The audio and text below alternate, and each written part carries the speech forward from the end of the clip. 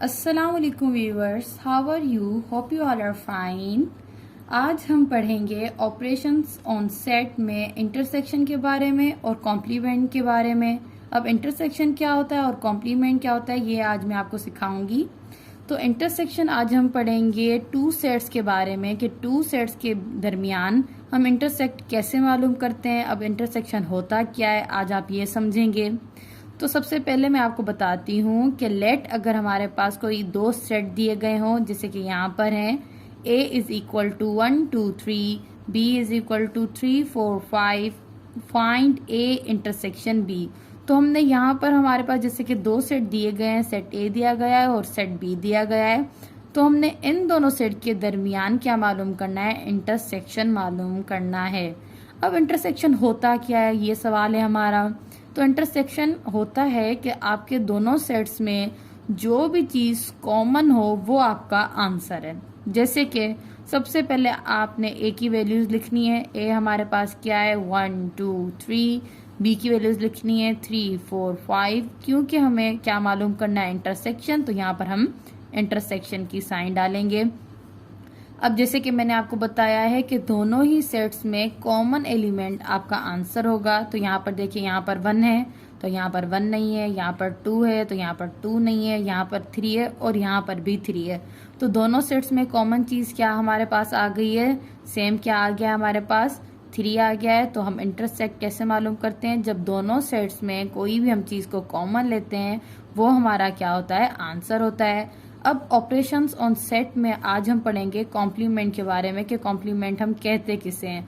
अगर हमारे पास सवाल है कि आपने ए का कॉम्प्लीमेंट फाइंड करना है या बी का कॉम्प्लीमेंट फाइंड करना है तो हम उन्हें कैसे फाइंड करते हैं।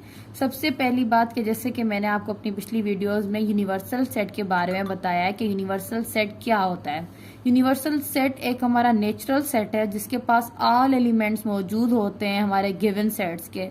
ठीक है, जो भी क्वेश्चन आपको दिया जाए पेपर में, आपके कोर्स में, तो आप उसमें देखेंगे कि वो हमें यूनिवर्सल सेट वो सेट देंगे जिसके पास ऑल एलिमेंट्स मौजूद होते हैं। किसके? आपके गिवन सेट्स के। तो यहाँ पर भी जैसे हमें गिवन सेट्स दिए गए हैं, ए दिया गया है और बी दिया गया है। तो देखिए यहाँ पर ए के दो एलिमेंट्स हैं 1 और 2। क्या वो यूनिवर्सल सेट में मौजूद हैं? जी हाँ, बिल्कुल मौजूद हैं।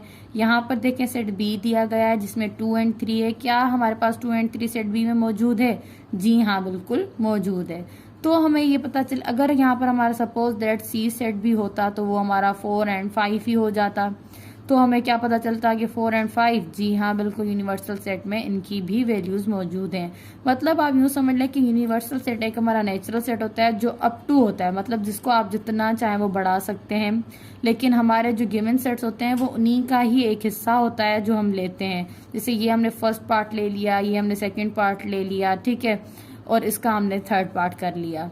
अब हम कॉम्प्लीमेंट किसी भी सेट का फाइंड कैसे करते हैं? तो कैसे फाइंड करते हैं? सबसे पहले हमने यूनिवर्सल सेट में से माइनस करना होता है सेट ए को, क्योंकि लिए जो भी एलिमेंट्स हमारे पास सेट ए में मौजूद हैं वो ऑलरेडी मौजूद है किसमें? यूनिवर्सल सेट में। तो वो इजीली आपस में क्या हो सकते हैं?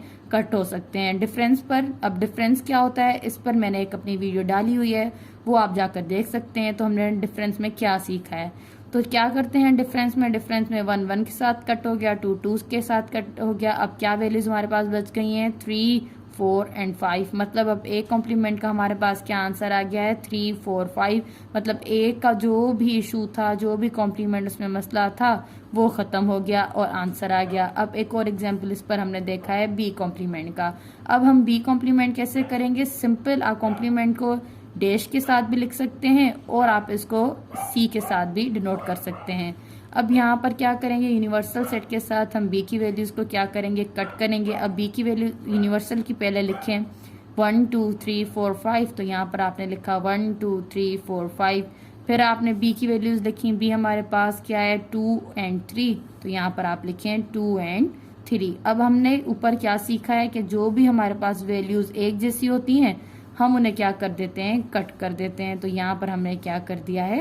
कट कर दिया है। तो अब यहाँ पर क्या रह गया हमारे पास? 1 4 और 5। तो बी कॉम्प्लीमेंट हमने कैसे मालूम किया और उसका आंसर हमारे पास क्या आया? 1 4 5।